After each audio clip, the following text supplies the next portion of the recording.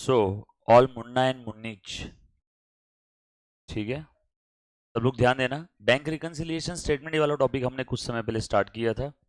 P R S, it is a statement, just statement, तुच्छ statement, not a part of books of account, not a part of cash book. Munna please सब लोग ध्यान देना। Not a part of passbook, it is a memoranda statement which help us to know the causes of difference between the balance as per bank column of cash book right hand and passbook left hand. फिर हमने देखा था cash book में entry कौन करेगा, हम लोग। Passbook में एंट्री कौन करेगा, बैंक। हम पासबुक में छेड़ सकते हैं, कुछ कर सकते हैं क्या, नो। आप बीआरएस में पासबुक ऊपर नीचे करेंगे बट वो बीआरएस में हो रहा है, एक्चुअल में पासबुक में कुछ चेंज हो रहा है क्या, नो। कैश बुक किसके बुक्स में बनता है, अकाउंट होल्डर के और कस्टमर के। पासबुक किसके बुक में बनेगा, बैंक के। कैश बुक किसके पॉइंट ऑफ व्यू से, हमारे पॉइंट ऑफ व्यू से। पासबुक किसके पॉइंट ऑफ व्यू से, बैंक के पॉइंट ऑफ व्यू से। यस और नो। फिर हमने ये देखा था कि कैश बुक कब कब बढ़ता है, ए। कैश बुक कब कब कम होता है, बी। पासबुक कब कब बढ़ता है, सी। पासबुक कब कब कम होता है, डी। ये ही सबसे इंपॉर्टेंट पार्ट था इस टॉपिक का। कब कब कैश बुक बढ़ रहा है, कब कम हो रहा है, कब पासबुक बढ़ रहा है, कब पासबुक कम हो रहा है। यस और नो। फिर उसके बाद हमने एक सिंपल डमी एग्जाम्पल लिया था जिसमें मैंने बताया था कि कैश बुक और पासबुक में डिफरेंसेस क्यों आते हैं। उसके पीछे जो वजह है, सारी वजह को हमने दो ब्रॉड कैटेगरीज में डिवाइड किया था। Differences due to timing and due to errors और ओमिशन। टाइमिंग डिफरेंस का कोई कुछ नहीं कर सकता है, उसमें किसी की गलती नहीं है। अब हमने चेक डिपॉजिट किया, क्लियर होने में 3 दिन लगेंगे तो लगेंगे। यहाँ पे ना बैंक वालों की गलती है कि उन्होंने अभी तक पासबुक बढ़ाया नहीं, क्योंकि 3 दिन बाद ही चेक क्लियर होगा तब बढ़ेगा पासबुक। और ना हमारी गलती है, चेक मिलता है तो हम लोग बैंक अकाउंट डेबिट करते ही करते हैं। तो ये टाइमिंग डिफरेंस है, राइट। हाँ, अगर किसी से गलती हो गई, गलती से पासबुक बढ़ गया, आ गया डिफरेंस, आ गया ना डिफरेंस। या फिर गलती से पासबुक कम हो गया, आ गया डिफरेंस। या फिर गलती से कैश बुक बढ़ गया, आ गया डिफरेंस। या फिर गलती से कैश बुक कम हो गया, आ गया डिफरेंस। यस और नो। गलती से कैश बुक बढ़ेगा या कम होगा, गलती से पासबुक बढ़ेगा या कम होगा। तो ये दो मेजर वजह है। हमने सारे रीजंस को दो हेडिंग्स में क्लासिफाई किया था गाइस। एक था टाइमिंग डिफरेंस और दूसरा था ड्यू टू एरर्स और ओमिशन, राइट। ये बात समझ में आई सभी को, पक्की बात। किसी बच्चे को अगर कहीं डाउट है तो प्लीज प्लीज हाथ जोड़ के रिक्वेस्ट है सभी से, आप मुझे तब के तब डाउट पूछो, चाहे टॉपिक कोई भी हो। यस और नो। मतलब ऐसा नहीं कि इनिशियल टॉपिक में मैं आपको बोलूंगा कि बच्चों डाउट पूछो और बाद बाद में हम लोग सिलेबस भगाएंगे, वैसा नहीं है। पहले दिन से लेके आखिरी दिन तक आपको मेरे माथे पे शिकंज तक नहीं दिखेगी। हम लोग इतने ही स्लो हर टॉपिक करने वाले हैं। हाँ, बाद में ये ज़रूर होगा कि आपकी खुद ब खुद स्पीड बढ़ जाएगी। Learning curve theory over the period of time, है ना। बट वहाँ पे भी आप जब बोलोगे कि सर ये चीज़ वापस बताओ, तो उस करंट टॉपिक का जो टॉपिक चल रहा है उस रिलेटेड आपका जो भी डाउट रहेगा वो तभी के तभी सॉल्व होगा। उसमें हम लोग डिले नहीं करेंगे। मैं चाहता हूँ कि आप भी तब के तब वो टॉपिक पढ़ के ख़त्म करो, राइट। पेंडिंग नहीं रखना है। फिर हमने उसके बाद 3 स्टेप देखी थी, आपको अगर याद आ रहा है तो बीआरएस में। कौन सी 3 स्टेप थी। First step, cash book passbook equal level. Second step, read the information, analyse it and go to the new position of cash book passbook. Then third step, adjust the starting point. और एक rule देखा था कि जब कभी भी passbook में कोई डायरेक्ट एंट्री होती है तो उसका इफेक्ट कैश बुक में पेंडिंग है, अनलेस अदरवाइज स्पेसिफिकली गिवन। हाँ, क्वेश्चन में बोला है कि पासबुक में भी हो गया एंट्री और कैश बुक में भी हो गया तो समझेंगे हो गया। अदरवाइज क्वेश्चन में बस इतना बोला है कि पासबुक में एंट्री हुआ है, तो समझना कैशबुक में, पासबुक में एंट्री हुआ है तो समझना कैशबुक में पेंडिंग है। यस और नो? ये बात समझ में आई? ये बच्चे अपसेंट है यहाँ के वो आपके किधर है वो फ्रेंड भागवत मैडम गावाला, और इधर में यहाँ पे पहले दिन से समझा रहा हूँ सबको कि HIV एड्स से खतरनाक बीमारी है अपसेंटी। एक बार का एड्स का इलाज हो जाएगा, अपसेंटी का इलाज इस दुनिया में नहीं है। इतना समझाने के बाद में भी काफी बार बच्चे अपसेंट रहते हैं। अब मैं क्या बोलूं? नहीं नहीं, मुझे समझा प्रिया, आप ऑनलाइन अटेंड कर रहे हो, बहुत अच्छी बात है, लेकिन मैं उन बच्चों की बात कर रहा हूँ जो आज अपसेंट है और वो ऑनलाइन भी नहीं है। राइट? अब इतना बोलने के बाद में कि कौन है अपसेंट वाले लोग, कल हम लोग एक बार इनके पेरेंट्स को कॉल करेंगे और हम बोलेंगे कि आपके पास पैसे अगर बहुत ज़्यादा है तो हमें वैसे ही दे दो। ये घुमा फिरा के बच्चे को CA कोर्स करवाने भेज रहे हो, फिर बच्चा अपसेंट रह रहा है, वो बच्चा आपको बेवकूफ़ बना रहा है, आपको पता भी नहीं आपके मेहनत के कमाए हुए पैसे कहाँ जा रहे हैं। उससे अच्छा हमको डोनेट कर दो। We are always open to receive any donations. में आपकी मेहनत बची, बच्चे के पीछे BP बढ़ाने का काम नहीं, बच्चे का आने जाने का खर्चा बचा। कभी कभार बीच में अमास पूर्णिमा क्लास में आता है, आएगा, 4 लोगों को त्रास देगा, जबरदस्ती लोगों के मन में डर पैदा होगा, ये कोर्स टफ है, ये कोर्स टफ है। ये अफवाह कौन फैलाते हैं समझ में आया ना? जो अपसेंट रहते हैं उनको टफ लगता है तो सबको क्या बोलते हैं?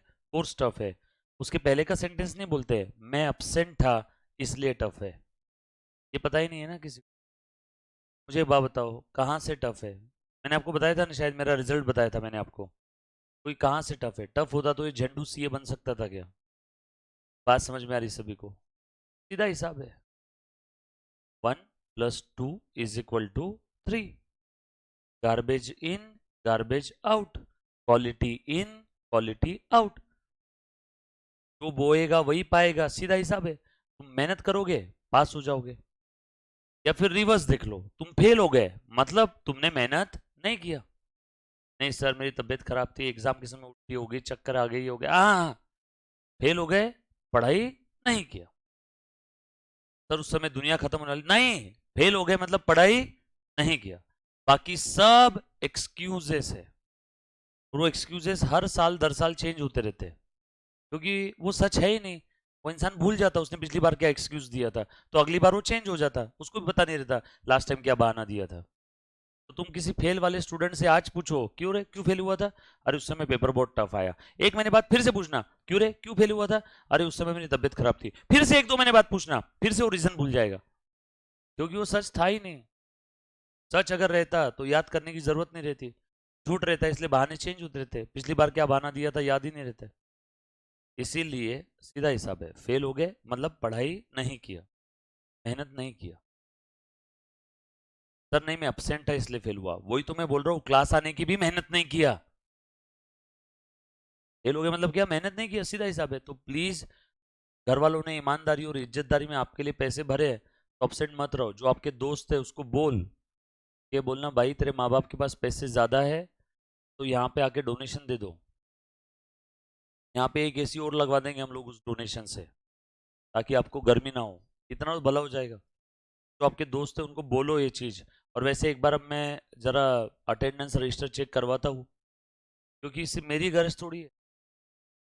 जितनी नीड मेरी है उतने या उससे ज़्यादा नीड आपकी भी है, आपको भी पास होना है। मेरे बाप का कोई नुकसान है नहीं, मैं तो CA होके बैठा, मेरा कोई लॉस है क्या इसमें? आप आओ ना आओ, कोई लॉस है? फीस आ गई मेरे अकाउंट में, फीस आ गई, कोई फर्क पड़ने वाला है क्या? आपको पता भी नहीं चलेगा अगर कोई टॉपिक मैंने ऐसा साइड से निकाल करके उड़ा के पढ़ा दिया। बट फिर मैं पागल हूँ, मैं हर चीज़ डिटेल में बताते जा रहा हूँ, आपके बुक में लिखवा रहा हूँ, तो बच्चा अपसेंट है उनके घर पे कॉल करवा रहा हूँ। तो हमारा टाइम टाइम नहीं है क्या? कोई बच्चा अपसेंट रहता है प्लीज़ उनको बोल दो कि बोलना तुम्हारे चक्कर में क्लास के 10-15 मिनट बर्बाद होते हैं ज़बरदस्ती के, wastage of time and money. मैं ना नेक्स्ट टाइम से पेरेंट्स को कॉल करना शुरू करूंगा। अब बस 28 तारीख खत्म होने की राह देखो तुम, के बाद 28 29 के बाद एक बार 28 29 या 30 को उनका सिलेबस हो जाएगा। कि नहीं, मैंने आपकी पर्सनल लाइफ भी झंड करके रख दी तो नाम का हरीश मथारिया ने। सर पर्सनल लाइफ कैसे झंड करोगे? कुछ नहीं, आप अपसेंट है तो मैं पूछूंगा कहाँ गया था, क्या कर रहा था, किसके साथ था।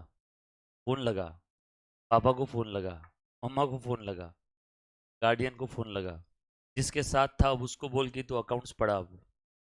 यस और नो? मेरी इच्छा बिल्कुल नहीं ऐसा करने की, बट अब आप ही तो मुझे मजबूर कर रहे हो ये सब करने के लिए, तो प्लीज वैसा मत करो। या फिर आप मुझे आपके पेरेंट्स से लिखवा के दे दो कि सर तुम्हारी कम फीस में जो क्लास है, हमने बस फीस भर दी है, हमारे पास उतने पैसे एक्स्ट्रा के थे, हमारा बच्चा आए नहीं आए, आप प्लीज दखलंदाजी मत दो। मैं नहीं दूंगा, ये बस मुझे आपके पेरेंट्स से लिखवा के दे दो। वही अगर मैंने फीस यहाँ पे 70 80 हज़ार रुपए ली रहती तो क्या सच में इतने बच्चे अपसेंट रहते? माँ बाप गाली मार के भेजते हैं, तबीयत खराब है तब भी 70 हज़ार रुपए भरे हैं। यस और नो? भेजते कि नहीं भेजते?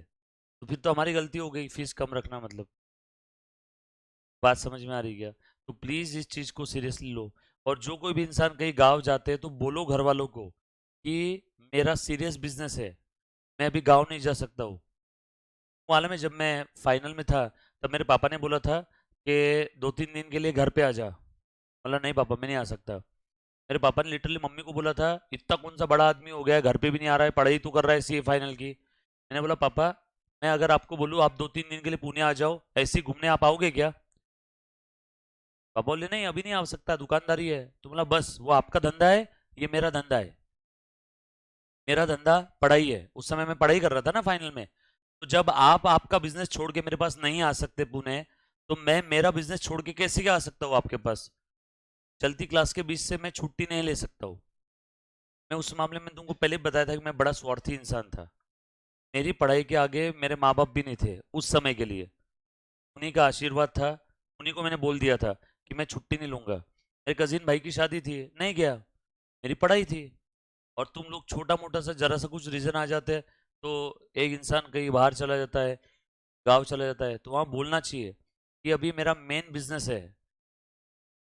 आप आपके पापा को बोलो पापा एक काम करो 7 8 दिन अपने दुकानदारी ऑफिस को छुट्टी दे करके आओ मेरे पास इधर रूम पे रुको। अगर आप अदर देन पुणे से हो तो आएंगे क्या वो? क्यों नहीं आएंगे? क्योंकि वो उनका मेन बिजनेस देख रहे हैं। तो आपको भी अधिकार है ना आपके मेन बिजनेस को देखने का। यस और नो? तो प्लीज थोड़ा सा पढ़ाई को समझो। हाँ, इमरजेंसी है, आपके बगैर काम ही नहीं होगा, तो मैं बोल रहा हूँ दुनियादारी छोड़ के अपने माँ बाप के पास चले जाओ। अगर आपके माँ बाप को सही में आपकी जरूरत है, आपके बगैर वो काम नहीं हो पाएगा, तो बिल्कुल फिर पढ़ाई गई चूल्हे में। फिर पहले माँ बाप के लिए फर्ज निभाओ। लेकिन जरा सा छोटा मोटा कुछ पेट में गुदगुदी हो जाती है और फिर गाँव चले जाते हैं, एंजॉय करने चले जाते हैं, तो प्लीज वैसा मत करो। अब वो आपको डिसाइड करना होगा कि कितना अर्जेंसी है, गाँव में जाना है नहीं जाना। आपको प्रियोरिटी सेट करनी होगी। थोड़ा सा कुछ रीजन हो गया और आप छुट्टी मार के और आपको ऐसा लगता है मम्मा पापा के साथ जा रहा हूँ मतलब लीगली छुट्टी तो है मेरी, ऐसा नहीं रहता है। वो आप डिसाइड करो कितना अर्जेंट था, है ना? आपके कोई रिलेटिव में किसी की तबीयत खराब है, उनको खून चाहिए और वो खून वो ब्लड ग्रुप सिर्फ आप ही के पास है, बिल्कुल जाओ ना, क्योंकि आपके पर काम नहीं होगा, खून देना होगा आपको। बट ऐसे ही बगैर कुछ रीजन के आप चले जाते हो तो प्लीज वो आपको डिसाइड करना होगा। मैं खिलाफ नहीं हूँ, माँ बाप के साथ कहीं आप बाहर घूमने गए, मैं उसके खिलाफ नहीं हूँ, बट आपको प्रियोरिटी सेट करनी होगी। अगर आपके बगैर वो काम नहीं हो रहा है तो बिल्कुल जाओ। आपको लगता है आपके बगैर काम हो सकता है, सॉरी बोलना भी सीखो लोगों को। Don't say yes when you want to say no. आप हर चीज में यस बोल देते हो। आपके दोस्त ने बोला चल घूमने चलते हैं, यस, क्लास गया चूल्हे में। घर वाले रिलेटिव्स बोल देते हैं घूमने चलना है, यस, क्लास गया चूल्हे में। मैं वही समझाने की कोशिश कर रहा हूँ, don't say yes when you want to say no. थोड़ा सा इसको इज्जत दो तो ये आपको मार्क्स देगा सब्जेक्ट। थोड़ा इसको इम्पोर्टेंस और प्रायोरिटी पे रखो। छोटी मोटी बात पे छुट्टी मत मारो, वो छुट्टी बहुत महंगी पड़ सकती है आपको। राइट? आपका अगला अटेम्प्ट 6 महीने बाद आएगा सीधा। इंस्टीट्यूट बड़ी बेरहम है, कोई लेन देन नहीं है। किसी घर पे किसी की डेथ हो जाए, एग्जाम पोस्टपोन होने वाली है आपकी, आप घूमने गए थे, आपका वो टॉपिक नहीं हुआ, प्लीज इंस्टीट्यूट उस टॉपिक पे क्वेश्चन मत पूछना। मैं घूमने गया था पापा के साथ, तो ऐसा है क्या क्वेश्चन नहीं आएगा उस टॉपिक पे? तो इंस्टीट्यूट बड़ी बेरहम है, आपको वो सारी चीज समझनी होगी और उस हिसाब से डिसीजन लेना होगा।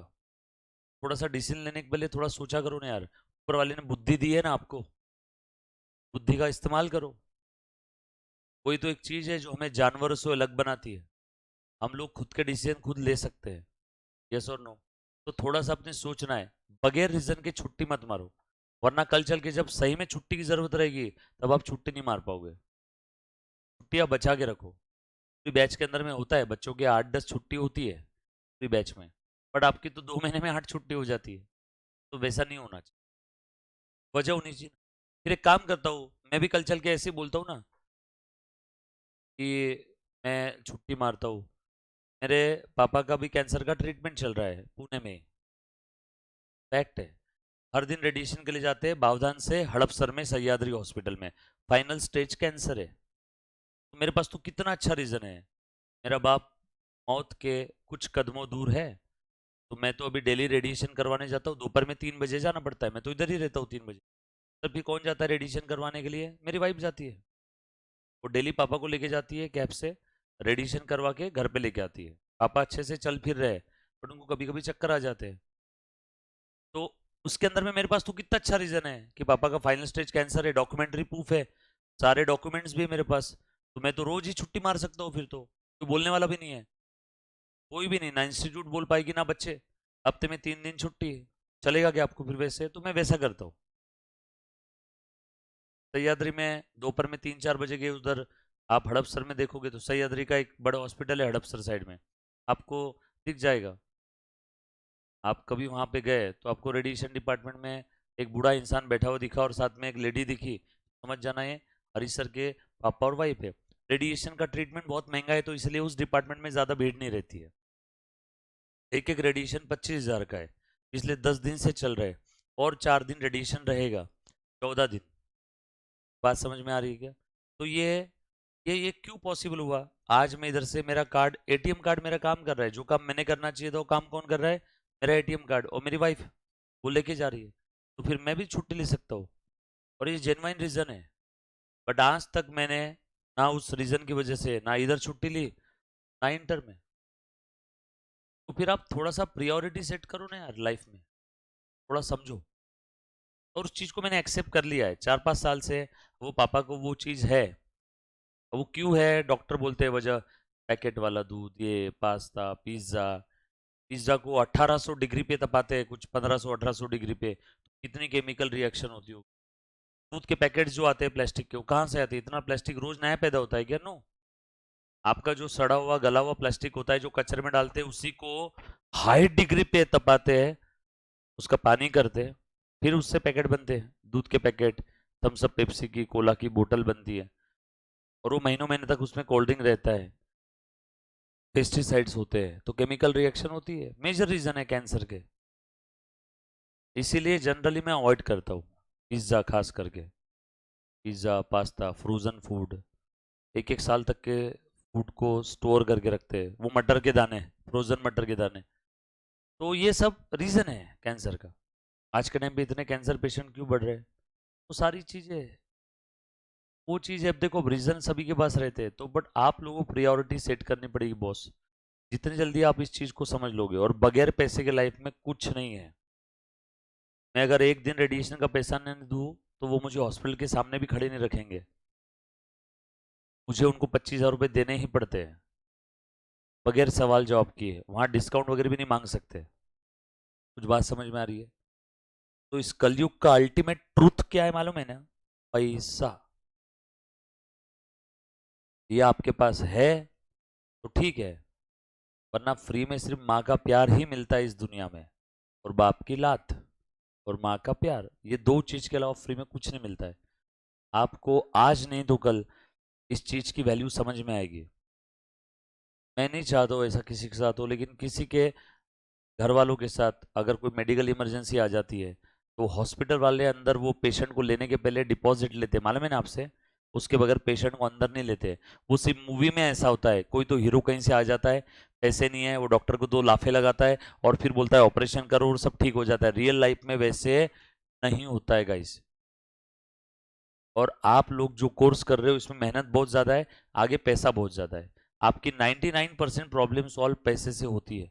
आप आपके पापा मम्मा को पूछ के देखो, या उनको बोलो एक दिन कि 2-3 लाख रुपए का काम है, के चेहरे पे एक परेशानी आ जाएगी कि अब ये 2-3 लाख कहाँ से लेके आओ, बच्चा 2-3 लाख रुपए मांग रहा है। दे सकते हैं क्या इमिडिएटली 3 लाख रुपए निकाल के दे दिए? तो आप एक बार उनको पूछ के देखना। तो सोचो, लाइफ में आपके साथ ये परेशानी नहीं आ सकती क्या कभी? आपके मम्मा पापा परमानेंट थोड़ी रहने वाले आपके साथ, आज नहीं तो कल सबको ऊपर जाना है। एक समय ऐसा आएगा जब आप ही रहोगे और तब पैसे की प्रॉब्लम आएगी, तो आप किसके पास जाओगे भीख मांगने के लिए, बताओ मेरे को। अभी तो खैर आपको रेडीमेड पॉकेट मनी मिल जाता है हर महीने के महीने, बाद में क्या होगा? तो थोड़ा सा समझो बात को। मैं अभी जो 10 मिनट लेक्चर लेट हुआ है ना, मेरे को अभी 10 मिनट में लेक्चर आने में लेट हुआ, मैं हमारे वो सर के साथ ही खड़ा था, उनका लेक्चर खत्म हो रहा था, मैं वेट कर रहा था। वो बोले कि यार हरीश भैया, मेरे को पापा का ट्रीटमेंट वगैरह करवाने का है, कौन सी हॉस्पिटल में दिखाऊँ? मतलब पहले क्या हुआ है ये मेरे को डिटेल बताएगा तो मैं बता सकता हूँ। तो उसको बताया, मतलब ये हॉस्पिटल है, तू यहाँ पे जा, यहाँ पे बात कर। और मैंने बोला साथ में कैश लेके जाना। बोल भैया इतना कैश नहीं है। बोला ये एटीएम कार्ड रख, इसमें इतने ही पैसे अभी है, बट ये ट्रीटमेंट अर्जेंट करवा, इसमें डिले मत कर। समझ में आ रहा है? तो आप ना ही खुद की मदद कर पाओगे, ना ही अपने किसी चाहने वालों की, क्योंकि सिर्फ मोरल सपोर्ट से इस दुनिया में कुछ नहीं होता। मैं हूं तू टेंशन मत ले, इससे कुछ नहीं होता। आपने सामने वाले को पैसे दिए, समय पे जरूरत है तो वो आपका नाम लेगा। मैं हूं तू कुछ टेंशन मत ले, इससे कुछ नहीं होने वाला है। थोड़ा सा यार इसको इज्जत दो कोर्स को, ये तुमको आगे भरपूर पैसे देने वाला है। ये कोर्स तुमको आगे इज्जत का पैसा देगा। यस और नो? उसी के लिए सब कुछ चल रहा है। और जब तक तुम हॉस्पिटल का बिल क्लियर नहीं करते, तुम्हारा वो पेशेंट जिंदा हो चाहे मरा हुआ हो, उसको बाहर थोड़ी जाने देते। बात समझ में आ रही क्या? तो थोड़ा सा इंपॉर्टेंट समझो, बगैर कुछ रीजन के छुट्टी मार देते यार छोटी मोटी बात पे। जरा सा कुछ हो गया छुट्टी, भी हो गया तो अल्टीमेटली सारा नारियल किसके सर के ऊपर फूटता है? क्लासेस के ऊपर। क्लास छुट्टी, ये सीरियस बिजनेस है ना। और तुम लोगों से अगर मेरे को छुट्टी की आदत लग गई तो तुमको महंगा पड़ जाएगा। मैं भी इंसान हूं, मेरे को आदत नहीं लग सकती है क्या? जब मेरी आदत है तुम सीख सकते हो, तो क्या तुम्हारी आदत है मैं नहीं सीख सकता हूँ? कि जिदे मैंने छुट्टी मारना शुरू कर दिया तब मत बोलना कि सर यार आप छुट्टी मार रहे हो। जैसे स्टूडेंट वैसे टीचर। मैं जब दुनियादारी छोड़ के यहाँ पे आता हूँ, फिर मैं आज XYZ क्लास से मेरे को ऑफर आया, तुमको भी मालूम है कौन सा क्लास है, राइट? जहाँ पे मैं और ये सब्जेक्ट पढ़ाता हूँ, सेम कोर्स सेम सब्जेक्ट। उन्होंने मुझे बोला था कि सर आपको ये छोड़ना होगा। बोला नहीं सर मैं छोड़ नहीं सकता, क्योंकि मैं उन बच्चों के साथ पर्सनली अटैच हूँ अभी। मैं जानता हूँ बच्चों के नाम भी जानता हूँ कुछ बच्चों के, और मैं ये बैच खत्म करूंगा और आगे की भी बैच लूंगा, मैं छोड़ नहीं पाऊंगा। आपको अगर ऐसा जमता है तो मैं बिल्कुल आता हूँ सर, मतलब with due respect to your name fame class. बोले हरीश इधर फीस बहुत ज़्यादा है, मतलब सब बरोबर है, बट थोड़ा सा आप समझो ना। बोला मैंने पहले से स्टार्ट किया है, मैं ये छोड़ नहीं पाऊंगा। आज जिस दिन मुझे इंस्टीट्यूट खुद बोल देगी कि हरीश अब तू निकल जा, तब जरूर छोड़ दूंगा, बट उसके पहले नहीं छोड़ूंगा, उसके पहले नहीं छोड़ूंगा। तो आज कहीं ना कहीं उनको मालूम है कि हरीश के पास जेब में पैसा है, मुझे कोई दबा नहीं सकता। वही अगर मेरे पास पैसे नहीं होते ना, तो मुझे दूसरों की गुलामी करनी होती। क्यों? मालूम है कि इसके पास पैसा नहीं है, जैसा मैं बोलूंगा वैसा कर ले। आज एक स्टाफ को उसका बॉस क्यों दबा के रखता है? क्योंकि उस स्टाफ के पास सिर्फ एक ही महीने का पैसा होता है, सैलरी जो आती है। तो इस कारण से अगले महीने वो क्या करेगा, इस कारण से उसकी जिंदगी पूरी गुलामी निकल जाती है। लेकिन आज ऐसा कहीं आपने कोई फैकल्टी देखा है क्या, same course same subject computer class के अंदर में भी पढ़ा रहा है? क्यों पॉसिबल हुआ है? क्यों? मैंने बोल के रखा है बॉस, ये जो टीचिंग इंडस्ट्री से मेरे पास पैसा आ रहा है ना, ये पैसा मेरे लिए प्लस है। मेरी बेसिक नीड्स और मेरे ईएमआई के उतना मेरे पास रेंटल इनकम है। इसी बिल्डिंग में 3 प्रॉपर्टी है, तीनों रेंट से दिया हुआ है, तो मेरा रेंटल इनकम तगड़ा है। हाँ बोलो ना बोलो, मेरे को क्या फर्क पड़ने वाला है। तो तुम बताओ, तुम्हारा अगर जेब गरम है तो तुम्हारे ऊपर कोई अनड्यू इन्फ्लुएंस कर सकता है क्या रे? अनड्यू इन्फ्लुएंस पढ़ा है ना अपने लॉ में? वही तुम्हारे जेब में पैसा नहीं है। आज मेरे लास्ट बैच के अंदर में एक बच्ची थी, वो मुझे बोली थी कि सर एक मेरी लाइफ में पर्सनल प्रॉब्लम चल रही है, मैंने मेरे एक फ्रेंड से पैसे उधार लिए, कुछ 2-5 हज़ार रुपये उधार लिए होंगे दोस्त से, वो दोस्त कमीना निकला बाद में। तो सर वो मुझे बोला कि 5,000 रुपये, जो भी 2-5 हज़ार रुपये लिए, तो एक काम कर, चलो अपन पार्टी करने जाएंगे। तो अब पैसे उधार लिए तो दब के रहना पड़ेगा ना। वो लड़की उसके साथ फिर पार्टी करने गई, मैं फिरे, फिर वापस जब भी वापस फोन आता था, अरे अभी क्लास में हूँ, नहीं नहीं नहीं नहीं, अभी अपन जा रहे हैं, मस्त एक मस्त जगह घूमने जा रहे हैं, आलू पराठा खाने जाएंगे, ये जाएंगे लोनावला जाएंगे, बाइक पे जाएंगे। उस बच्ची को जाना पड़ता था। फिर उसने मुझे एक दिन ये प्रॉब्लम बताई, मतलब कौन दोस्त है? बोले सर अपने क्लास में नहीं है, दूसरा है, बाहर का दोस्त है, बीकॉम कर रहा है। बोला उसको बुला, और ये ले 5,000 रुपये उसके मुंह पे मार, और पैसा जो भी है खत्म कर किस्सा। अब सोचो, वो बच्ची के पास अगर पैसे रहते या उसके पेरेंट्स इतने स्ट्रांग रहते या वो बोल पाती थी पेरेंट्स को, तो उसको जो 2-3 बार जाना पड़ा, वो जाना जरूरी था क्या? वो बचा सकती थी ना अपने आप को भी। क्यों जबरदस्ती अपन ने? ये सारी पैसे की माया है। तुम्हारे पास अगर पैसे नहीं है तो तुमको 50 लोग दबाने वाले मिलेंगे। आज सबको मालूम है हरीश के पास पैसा है, वो रहता है फटीचर की तरह। मैं पैसा कपड़ों पे, गाड़ियों पे ज़्यादा इन्वेस्ट नहीं करता हूँ। गाड़ी भी मैंने बहुत समय बाद ली, 12 साल पहले स्विफ्ट डिज़ायर लिया था। फिर उसके बाद भाई का बर्थडे था, उस दिन बहुत ज़्यादा एक्साइटेड हो गया था, तो मैंने वो गाड़ी की चाबी भाई को दे दी, मतलब ये गिफ्ट है तेरा, साथ में रहता है मेरे। उसके बाद फिर मैं टू व्हीलर पे आता हूँ हर बार। फिर अभी हर दोस्त बोलने लगा कि हरीश अब एक BMW ले। मेरे दोस्त ने BMW लिया, GT लिया, एक दोस्त ने हैरियर लिया। ऐसे गाड़ी भी बुक करवाई, 50,000 रुपये डाउन पेमेंट जो है, टोकन वो दिलवाए, मैं वापस टोकन लेके आया, और कौन सी गाड़ी लिया? बलिनो, मारुति की। जितने जेब में पैसे थे उतने, लोन नहीं लूंगा बोला 1 रुपए का भी। तो बलिनो लिया, वो भी 1,000 गालियां खाने के बाद। मैंने बोला मैं ये इन चीजों पे पैसे नहीं इन्वेस्ट, ये डिप्रिसिएबल एसेट है सारी। जब दोस्त ने BMW लिया था तब मैंने मेरा पहला ऑफिस लिया था इधर प्रेस्टीज पॉइंट में। उसने BMW लिया, सेकेंड हैंड BMW लिया, कुछ 35-38 लाख की GT, और मैंने 44 लाख का ऑफिस लिया। आज वो ऑफिस की कीमत 65 लाख रुपए है, उसकी BMW की कीमत जो 44 लाख के लिए, आज वो 20 लाख में ही जाएगी। प्लस ये ऑफिस में को 28,000 पर मंथ रेंटल इनकम देता है, एक्सक्लूडिंग टैक्सेस। उसकी BMW पैसे देती है या लेती है? देती है, diesel, service package, warranty package. तो ये सब चीज़ों में पैसे मत डालो। अपने को आज कहीं ना कहीं अपने पास में आज पैसा है, तो आज कोई क्लास वाला मेरे को कंपल्शन कर सकता है क्या? मैं यहाँ पे जब घूमता हूँ प्रेस्टीज पॉइंट में, तो सीना चौड़ा करके, ये मेरे रूल्स है, ये मेरी कंडीशन है, मैं ऐसे ही काम करूंगा। जमता है तो ठीक है। वही अगर मुझे पैसों की जरूरत रहती कि मेरा घर कैसे चलेगा, तो मुझे सबके सामने ऐसे रहना पड़ता कि नहीं नहीं नहीं, आप जैसा बोलेंगे, 1 लाख छोड़ दूं, ठीक है मैं छोड़ देता हूँ, आप ज्यादा पैसा दो। कल चल के किसी और ने ज्यादा पैसे फेंके, उसके पास चले गए, किसी और ने ज्यादा पैसे फेंके, उसके पास चले गए। समझ में आ रहा है क्या? ये सिचुएशन होती है, ये जो तुमको मैं बता रहा हूँ, ये काफी बच्चों को अभी समझ में नहीं आएगा। तुम जब थोड़ी तुम्हारी उम्र हो जाएगी तब तुमको ये चीज समझेगी, पैसे की माया बाद में समझ में आएगी।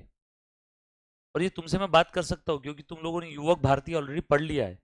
बचपन में तुम बाल भारती पढ़ चुके थे, तब ये पैसे की बात करना तुम्हारे साथ गलत था। फिर उसके बाद तुमने कुमार भारती पढ़ा, 8वीं 9वीं 10वीं, फिर 11वीं 12वीं में क्या पढ़ा? युवक भारती, मराठी सब्जेक्ट जिसका भी होगा। मीन्स अब आप लोग युवक की स्टेज से भी आगे निकल चुके हो, यस और नो? अब आपको जितनी जल्दी पैसे की वैल्यू समझ में आएगी ना, उतना आपका भला हो जाएगा। हर पैसा बचाओ। आप लोग काफी बार सोचते हो पापा तो पैसे अर्न कर रहे हैं, मैं तो पैसे अर्न भी नहीं कर रहा हूँ या नहीं कर रही हूँ, मैं पैसे कैसे कमाऊं? तो एक सेंटेंस ध्यान रखना, every penny saved is every penny earned. आप बचत कर रहे हो तो वो भी आपकी कमाई है। आपने पॉकेट मनी दिया, बचा लो उसमें से थोड़ा, थोड़ा सा बचा के रखो, थोड़ा सा बचा के रखो। आपके पास 10-15 हज़ार इकट्ठा हो गए, कभी घर पे अचानक पैसों का काम पड़ा, आप दे दो घर पे मम्मा पापा को, ये लो मेरे पास 15 हज़ार पड़े। वो जो खुशी मिलेगी ना, वो एक किक मिलेगी तुमको कि बॉस तुमने तुम्हारे मम्मी पापा को पैसे दिए। बट ये सारी चीजें कब पॉसिबल होगी? जब तुम हर चीज डिसिप्लिन्ड वे में करोगे। तुमको मालूम है, तुम तीनों भी एग्जाम एक की बारी में क्लियर हो जाओगे, तुम्हारी अच्छी खासी अर्निंग स्टार्ट हो जाएगी। अर्निंग स्टार्ट होने के बाद में फिर आप अनस्टॉपेबल हो जाओगे। फिर आपको किसी के आगे झुक के रहने की जरूरत नहीं रहेगी। मैं ये नहीं कहता हूँ कि आपके अंदर घमंड आ जाएगा, बस हाँ, आप आपकी सेल्फ रिस्पेक्ट वाली लाइफ जी पाओगे। पर वही, अगर आपने 10-15 हज़ार रुपये महीने का जॉब किया ना बॉस, आपको बॉडी चेकअप करवाने के लिए भी किसी से पैसे उधार लेने होंगे। ऑपरेशन वगैरह तो मैं बहुत दूर की बात कर रहा हूँ। थोड़ा सा वो समझो। छोटी छोटी बात पे बच्चे अपसेंट रहते हैं, और यही वो बच्चे बाद में लाइफ के अंदर में इनको पैसों के लिए एडजस्टमेंट करना पड़ता है। माँ बीमार है, प्राइवेट हॉस्पिटल में पैसे नहीं दे सकते, तो एक काम करो, सरकारी हॉस्पिटल में माँ का इलाज करवाओ। मेरे पापा का तो इंश्योरेंस भी नहीं है। उस समय गांव में कौन ही इंश्योरेंस निकालता है। मॉम का भी इंश्योरेंस नहीं था, मॉम को ब्रेस्ट कैंसर था। जैसे मॉम की बहनों को ब्रेस्ट कैंसर का मेरे को पता चला, मैंने मॉम को पुणे लेके आया, मैंने बोला एक आ, इधर एक शिविर चल रहा है, बोला उसमें अपन चेक करवाते हैं। तो मेरे घर वाले है ना थोड़े कंजर्वेटिव है, कि पैसे कम खर्चा करो। तो मैंने मम्मा को क्या बोला, शिविर चल रहा है, फ्री में चेक कर रहे हैं, फ्री में। फ्री बोला तो मम्मी रेडी हो गई एकदम मस्त चकाचक तैयार, हाँ फ्री में हो रहा है। हॉस्पिटल में लेके गया, चेक करवाया रूबी हॉल में। वो कौन सी टेस्ट बोलती है उसको, वो वो अंदर से सैंपल निकाल करके फिर उसको चेक करने भेजते हैं। तो पता चल गया वो कैंसर की गांठ है। मम्मी को बोला ये गांठ आगे कैंसर की हो सकती है, अपने को इसको निकालना होगा। बेस्ट से बेस्ट डॉक्टर, बेस्ट से बेस्ट हॉस्पिटल, पैसे 4 गुना लगे तो चलेगा। ऑपरेशन करवाया, सारी चीज़ें क्लियर, 6 महीने तक मेडिसिन चली। आज 4 से 5 साल हो गए उस बात को, एकदम नॉर्मल। अब जितना एक आम इंसान को कैंसर का धोखा है, उतना ही मेरी माँ को है। लेकिन पापा का हमें काफ़ी बात पे पता चला, पापा का स्टेज आगे निकल गया है। बट हाँ, उसके अंदर में अपन उनकी लाइफ को, पेनलेस लाइफ और लाइफ जो बची हुई उसको थोड़ा इंक्रीज कर सकते हैं। बट उसके लिए पैसा बहुत लगेगा, और उतना पैसा लगाने के लिए तुम्हारा भाई खड़ा है, हम लगाएंगे जहाँ से हो सकता है। अभी एक वो रसायु आयुर्वेदिक ट्रीटमेंट चल रही है पापा की, उससे पेनलेस लाइफ और अच्छी लाइफ मिलती है। पूरे वर्ल्ड में टॉप 5 जो आयुर्वेदिक क्लिनिक है, उसमें से एक एक पुणे में भी है, रसायु करके। वो डॉक्टर 2 हफ्ते पूना रहता है, 2 हफ्ते बाकी अदर कंट्रीज में रहता है। तो उनसे अपॉइंटमेंट लिया, आज का ट्रीटमेंट चालू है। तो पापा को दर्द कम है, बोले बस 6 महीने कंटिन्यू करो, दर्द बहुत कम हो जाएगा, दवाई बंद नहीं करनी है, ये बीमारी खत्म नहीं हो सकती, बोले हरीश। हाँ, इस बीमारी के साथ मैं जीना सिखा दूंगा आपके पापा को, और पेनलेस लाइफ रहेगी। और जितने लाइफ अभी आप एक्सपेक्ट कर रहे थे एलोपैथी वाले डॉक्टर, उससे ज़्यादा रहेगी। तो ठीक है, काफ़ी है अपने को। खत्म नहीं हो सकता है तो एटलीस्ट पेनलेस लाइफ और अच्छी लाइफ होनी चाहिए, वो सारी चीज़ें। बट मुझे एक बात बताओ, आज आयुर्वेदिक की दवाई मैंने की 48-50 हज़ार की, वो दवाई यहाँ पे रेडिएशन या एलोपैथी वगैरह का जो चल रहा है वो, तो महीने का 1-1.5 लाख रुपए उसमें जाता है। तुम सोचो, दुआ करता हूँ ऐसा किसी के साथ नहीं होना चाहिए, यहाँ पे जो भी है मेरे दुश्मन के साथ भी नहीं होना चाहिए। बट इन केस आपका बैड लक बहुत अच्छा है, आपके साथ ऐसी कोई प्रॉब्लम आई जहाँ महीने का 1 लाख रुपए का खर्चा आ रहा है, आप उस समय क्या करोगे? उस समय कोई दोस्ती यारी मोरल सपोर्ट काम आता है क्या? सिर्फ एक ही चीज काम आती है, वो आपके पास है, ठीक है। तुम बाकी moral support, YouTube follower, Insta follower, Facebook friend, कोई काम नहीं आता है। मैं आपको ये चीजें समझा रहा हूँ अभी, कि इस कोर्स को इज्जत दो, ये कोर्स आपको आगे भरपूर पैसा देगा। ये कोर्स अच्छे से करो, आपको इसमें अच्छे पैसे मिलेंगे। आप आपकी लाइफ, आपके माँ बाप की लाइफ अच्छे से आप गुजार पाओगे। बट बच्चे ये चीज समझते नहीं, बच्चों को टेम्पररी सुख चाहिए, इमीडिएट सुख। पेशेंस नहीं है आज के डेट में बच्चों के अंदर में। अभी आज सुख चाहिए, आज रात को, तो बच्चे उस चक्कर में कुछ भी कर लेते हैं, इमीडिएट सुख के चक्कर में, और उसके पीछे दुनिया बर्बाद हो जाती है। थोड़ी बहुत चीजें समझो, रियलिटी क्या है वो समझो बात को। सही बोल रहा हूँ, गलत बोल रहा हूँ? बच्चों को इमीडिएट सुख चाहिए, बच्चे गाने देखते हैं, पॉर्न देखते रहते हैं, वीडियो देखते हैं, अलग अलग लिंक भेजता है दोस्त, वो सब देखना शुरू कर देते हैं। अरे यहाँ पे उस दिन मैंने एक बच्चे को सर पे थप्पड़ मारा, एक स्टूडेंट था मेरा दूसरे क्लास का, वो सीढ़ियों में बैठ के पॉर्न देख रहा था। मैं सीढ़ियों से हम लोग उतरते हैं तो वो बैठे थे, तो ऐसा हाथ रख के मैं पीछे से आया, वहाँ पे खड़ा हुआ है, एक थप्पड़ लगाया उसको पीछे से, बोला चल तेरे बाप को फोन लगा भी क्या अभी। अब तुम बताओ यार, मतलब ये सब चीजें करने के लिए है क्या? बोला तू, शर्म है थोड़ी सी अपने अंदर? अच्छा देख रहा है यहाँ बैठ के, फिर बाद में पता चला वहाँ पे वाईफाई का वो नेटवर्क आता है, कोई तो वाईफाई का पासवर्ड मालूम था उसको, वहाँ बैठ करके वो देख रहा था। गलत है। कितना टाइम वेस्ट होता है, तुम सोच। हमारी सोचने की शक्ति खत्म हो जाती है उस चक्कर में। हजार बार ये चीज समझाई भी है, फिर भी बच्चे वही चीज करते हैं। आगे ना ये बच्चे एक्चुअल में फिर क्लर्क और बीए बीकॉम जैसी कोई पढ़ाई करके 8 10 15 हजार की जॉब करते। और लाइफ में जब पैसों की जरूरत पड़ती है तब दोस्त से उधार ले, रिलेटिव से उधार ले, तब कहाँ कहाँ से लोगे। और नहीं तो आखिरी में सरकारी हॉस्पिटल। देखो सबसे ज्यादा बड़ी जरूरत है ना मेडिकल इमरजेंसी की बॉस, उसके अलावा और कोई जरूरत नहीं। क्योंकि 2 टाइम का खाना तो कुत्ता भी खा रहा है रोड का, वो भी भूखा थोड़ी मरता है। जरूरत किस चीज की होती है? Medical emergency. जहां पे दिखता है कि अपना चाहने वाला कोई अपने को छोड़ के जा रहा है, लेकिन सिर्फ पैसों की कमी की वजह से हम उसे नहीं बचा पा रहे। वो चीज तुम समझो। पैसा होना कोई बुरी बात है क्या? मैं गलत थोड़ी चीज बोल रहा हूँ। मैं क्या बोल रहा हूँ, 2 4 करोड़ पड़े रहने दो ना अकाउंट में, तुम रहना फकीर टाइप ही, कोई दिक्कत नहीं है। बट पड़े रहने दो ना 2 4 करोड़ अकाउंट में। नहीं नहीं सर, पैसे आए तो भी मैं टू व्हीलर से घूमूंगा। अरे घूम, पड़े रहने दे अकाउंट में, जब कभी जरूरत पड़ी तो यूज करना। यस और नो। वो सारी चीजें है। इज्जत वाली जिंदगी जीना है, किसी की गुलामी नहीं करनी है, तो आपके पास पैसा होना चाहिए। आज बताओ कोई भी क्लास वाला अपने को ऐसा बोल सकता है क्या, हरीश तू यहाँ से छोड़ दे? क्योंकि सबको मालूम है दुनिया उसी को दबा के रखती है जहां दुनिया वालों को पता चल जाता है कि इसके पास पैसे नहीं है। तो मैं जो बोलूंगा वो ये करेगा, मैं जैसा बोलूंगा वैसा ही चाटेगा। और जैसे दुनिया वालों को पता चल गया कि मैं इसके जीवन में इतना इंपॉर्टेंट नहीं हूं, ये मेरे बगैर भी बहुत पैसे कमा सकता है, तो वहां पे आपको कोई दबा नहीं सकता। समझ में आया क्या? आपकी मुश्किलें तब बढ़ जाती है जब लोगों को आपका वीक पॉइंट पता चल जाता है। और आपका वीक पॉइंट बैंक बैलेंस कम है। बैंक बैलेंस कम, ये वीक पॉइंट है। और ये अगर आपके बॉस को या आपके कुलीग को, आपके पार्टनर को या आपके साथ वालों को पता चल गया ना बॉस, वहां से आपका बुरा समय। बात समझ में आई मैं जो बोल रहा हूँ? सबको समझ में आ रहा है क्या? तो प्लीज 3 एग्जाम है, फटाफट से क्लियर करो। एक एक बारी में एग्जाम क्लियर कर लिया, खेल खत्म। किसी से कुछ पूछने लेने देने का काम नहीं है। और एग्जाम क्लियर करके उसके बाद जो करना है करो। देखो मुझे मालूम है ये कलयुग है, मैं इसके अंदर में कोई किसी को ज्ञान प्रवचन में मैं भी देने की स्थिति में नहीं हूँ, क्योंकि मैं खुद भी उतना दूध का धुला नहीं हूँ। बट इतना तो एक चीज है बॉस, कि कोई मेरे पे उंगली नहीं उठा सकता है। आपने किसी के साथ गलत नहीं किया है। हाँ मैं अपने साथ गलत भली कर सकता हूँ। मैं जो भी पार्टी करता हूँ, दोस्तों के साथ जाता हूँ, मेरा पर्सनल इशू, पर्सनल प्रॉब्लम। किसी को जबरदस्ती तो नहीं कर रहा हूँ, किसी के साथ जबरदस्ती तो नहीं घूम रहा हूँ, या किसी को कोई गलत आदत नहीं लगा रहा हूँ। जो कर रहा हूँ मैं मेरे लेवल पे कर रहा हूँ, मेरे पैसे से कर रहा हूँ, उधार लेके नहीं कर रहा हूँ। और घर वालों को खुश रख के कर रहा हूँ। हाँ होगा क्या, ज़्यादा में ज़्यादा मैं जल्दी ऊपर जाऊंगा, ठीक है। बट जाने के बाद में भी घर वाले खुशी मनाएंगे, 5 करोड़ का इंश्योरेंस है। मतलब अपने जाने के बाद पार्टी होनी चाहिए कि बॉस ये गया 5 करोड़ दे के गया। यस और नो। मातम नहीं होना चाहिए। थोड़ी बहुत चीज़ें समझो लाइफ के अंदर में। अल्टीमेटली है ना, एक ही चीज़ इंपॉर्टेंट है हाल फिलहाल में। हाँ माँ बाप का प्यार सबको ही मिलता है यार, किसको नहीं मिलता है। हो गया ना, बार बार वही पुराने वाले ज्ञान लोग देते हैं, माँ का प्यार, माँ का सबके पास है।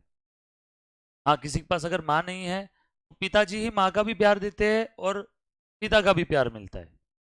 बट पैसा जरूरी है कि नहीं लाइफ में? तो वो चीज़ है, थोड़ा सा समझो। अपसेंट मत रहो, एग्जाम फेल हो जाओगे, आप डिमोटिवेट हो जाओगे, ये कोर्स छूट जाएगा। उसके बाद क्या करोगे लाइफ में? है क्या कुछ? यहाँ से कोई इंसान जाएगा क्या एमबीबीएस करने के लिए वापस? चलो ये कोर्स नहीं हुआ तो क्या हुआ, मैं डॉक्टर बन के पैसे कमाऊंगा। बन सकते हो क्या अभी? फिर से एडमिशन लोगे 11th में साइंस में? पॉसिबल है? No। तो जब तुम्हारे पास एक ही रास्ता है, इससे फिर क्यों तुम मस्ती कर रहे हो जबरदस्ती? एक ही रास्ता है ना, मस्ती करो ना, क्लास के बाद करो, जो करना है कर लो। अभी तो मस्ती मत करो सिलेबस के साथ। इतने बार समझाने के बाद में बच्चे, स्टार्टिंग में भी प्रवचन दिया 2 3 बार, अपना लेक्चर वेस्ट होता है हर प्रवचन में। थोड़ा सा समझो चीज, है ना। और अपसेंट मत रहो किसी भी कारणवश। अब बहुत इमरजेंसी है, आपके बगैर नहीं हो सकता, वो आप ही डिसाइड करो। मैं चेक करने वाला कौन होता हूँ? मैं को ऑडिटर थोड़ी हूँ वहां पे। तो आप लोग डिसाइड करो, चेक करो अपसेंट रहना जरूरी है नहीं जरूरी है। और अपसेंट रहते हो तो उतनी ईमानदारी से पूछो कि कल क्या पढ़ाया।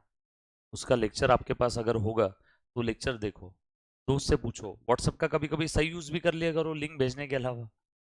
यस और नो? व्हाट्सएप में फोटो भी भेज सकते हो ना लिखे हुए। जैसे मैंने लिंक का बोला, 2-3 बच्चे हंसे, बाकी बच्चों को मालूम ही नहीं है। व्हाट्सएप का और भी तो सही यूज हो सकता है कि नहीं? पैसा कुछ करो यार, बार बार ये प्रोविजन देने मत लगाओ, मेरे को भी अच्छा नहीं लगता मैं आप लोगों को बार बार प्रोविजन देता हूँ, है ना। अपना क्या है, मैं कुछ और मूड में आता हूँ, फिर यहाँ पे जब अपसेंट वाले ये जो बच्चे के चेहरे याद आते, बेंचेस खाली दिखते, मज़ा नहीं आता है जीवन में। तो प्लीज़ आप लोग नेक्स्ट टाइम से अपसेंट मत रहो कोई भी, है ना। Yes, thank you. एक बच्चा ऑनलाइन अभी तक अटेंड कर रहा है। ओके, भागवत मैडम, जी हाँ। आप क्यों अपसेंट हो आज?